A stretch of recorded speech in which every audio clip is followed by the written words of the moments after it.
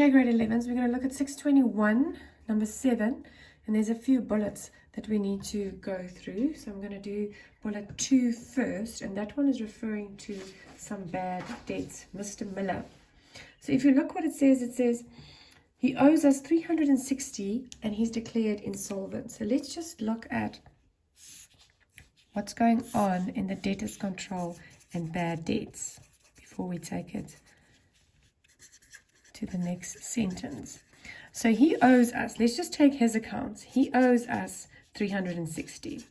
And now they've mentioned that he's insolvent and some of this money is not going to come back to us. But if you read further, it mentions 35 cents. So if you say 360 times 35 cents, you will get 126 Rand. So 126 Rand we will receive.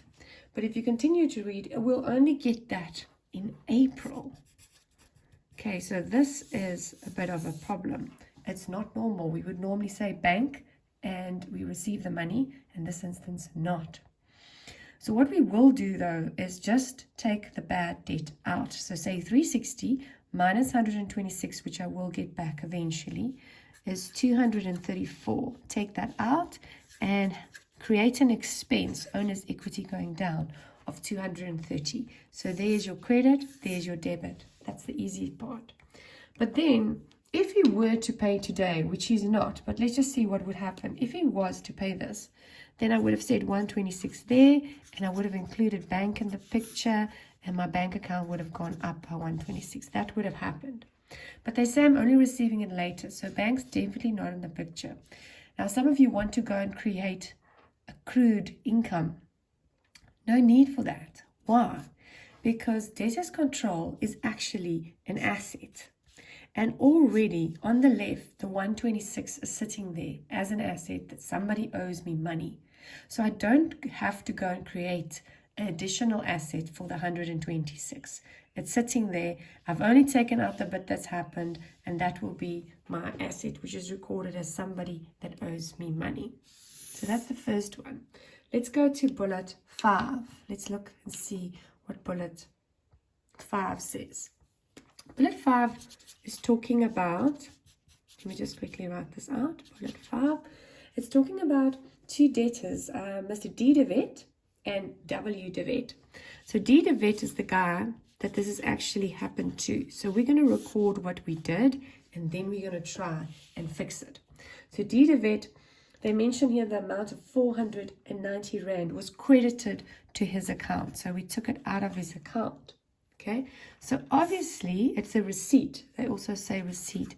Bank would have been going up with 490. So that is what we did. But if you continue to read, it was actually not for D. de Wet. The money was for W. de Wet. So what does that mean? That means you would have to take it out of the account of Mr. D. de Wet, 490, because he didn't pay. Put it back in there as if he didn't pay. And your double entry would normally have been W. de Wet, but he's not a debtor. I can't credit his account. What they say is it's bad debts recovered. So it's money that we didn't think we would get, we are now getting. So that is owner's equity going up by 490. So there's my debit, there's my credit.